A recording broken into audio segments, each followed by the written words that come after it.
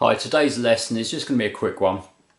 It's just on a little kind of niggling sort of thing that happens a lot with guitarists, and I see people doing this a lot of my pupils do it, and a lot of teachers do this. It's just a little thing that kind of annoys me, so I'm just going to go through what it is and explain why I think it's an important thing. It's not that big a deal, but it's kind of quite an important thing with learning, when you're learning to play. It's not to do with actually playing so much, it's more about learning to play. And what I'm talking about is scales. Any scale that you learn. When you're learning the scale, I think it's always best to start on the root note. So if you're playing a B flat scale of some kind, start on a B flat note and end on a B flat note. Now, this doesn't mean that you can only do that when you're soloing and improvising. Obviously, you can go all over the place, just using notes of that key and of that scale in different places. But when you're learning the pattern for the scale initially, start on the root note and end on the root note. Now, the end one is the main one that I'm talking about today. So if I'll take A as an example, most people learn scales in A to begin with. There's A, 5th fret on the E string. Now, you probably know that this is an E string, so is this one. So that means they're kind of the same all the way along. So whatever note you play, if you play that one and you know it's an A, well, it's going to be an A there as well. So a simple way to think of this, and this doesn't cover every single scale pattern you'll ever learn, but it covers all the basic ones. If you start at 5th fret, because it's A, you need to end at 5th fret. Now, a classic example of this is if I play a pentatonic minor in A, what most people do is this.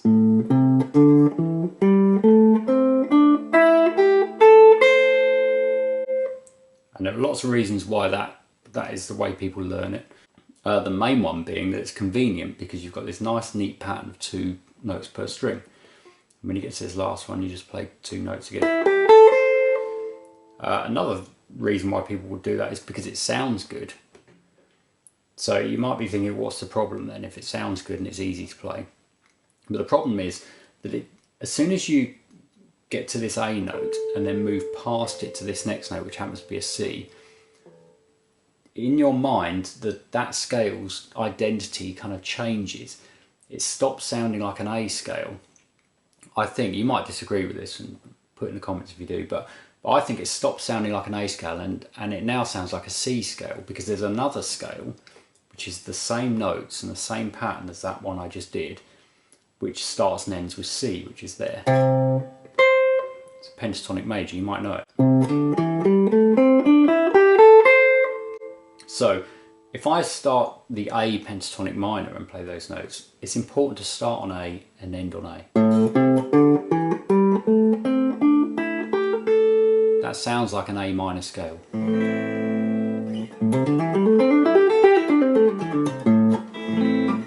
If I start on the C and end on the C,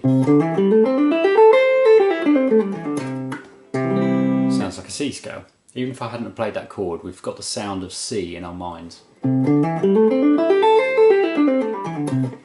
if you start on the A, but end on the C, it confuses your ear into thinking or hearing a major key rather than a minor key. So I'll show you what I mean. It sounds minor, it sounds like A minor. Now it sounds like C major until I do that on the end. Then it sounds like A minor again. And it's because those 2 scales and keys have got the same notes in. The only difference is where you start and finish. You might think that I'm making a lot of fuss about this for no real reason or no valid reason, but I do think it makes a difference, and I see people do this a lot. And I think people can learn scales more easily if they start and end on the root note. So it's not just about your fingers getting used to the pattern, it's also about your ear getting used to the sound of it. So another example, if I go to, I don't know, G, there's G. I'll play a G natural minor. So G natural minor looks like this. And I've stopped on G. Now these scales I'm demonstrating are 2 octaves, which means they go from the root note, like a G, through the scale up to the next G, and then through the scale again up to another G. So that's 2 octaves. Or you could continue up another octave. I could play G minor like this, G natural minor from this G. Not the best way to actually play those notes, but it is possible. And I've got to another G up here. So this is about when you're learning the scale, you need to stop on the root note. So I could continue when I get to here, as long as I go, because it now sounds, or remains sounding like a G scale of some kind, G natural minor. But what a lot of people would do is they go,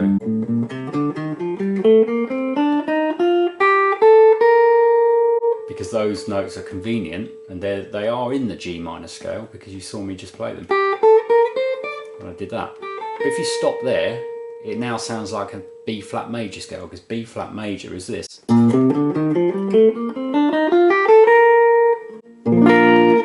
So it sounds like a major scale suddenly as soon as you add those two. If you continue up to the G, it sounds like G minor still.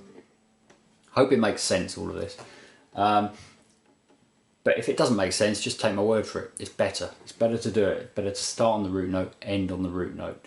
And I think most books nowadays will probably, I mean, people probably don't use books to learn, but if you do, most of them will probably do it in this way. But some of them won't. Some of them will add that extra note. The extra note is perfectly valid, like in a pentatonic scale, it's one extra note. So like, perfectly valid. It sounds good when you're improvising, but when you're learning the scale, don't use it. Just stop there and turn around and come back. Another quick example. Let's play a D blues scale. Okay, so here's D, 10th fret. So that means that's D as well. So I've got to stop there.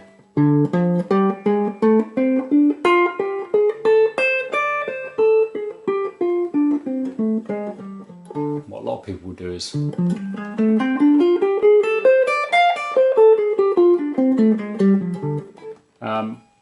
does sound good, and as soon as you're using the scale and improvising and doing stuff with it, then yeah, use it.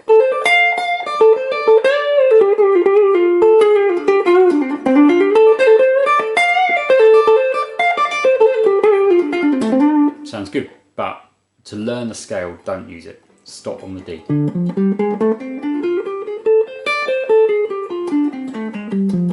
Because you're going from D to D and back again, and it gets the sound of D in your head.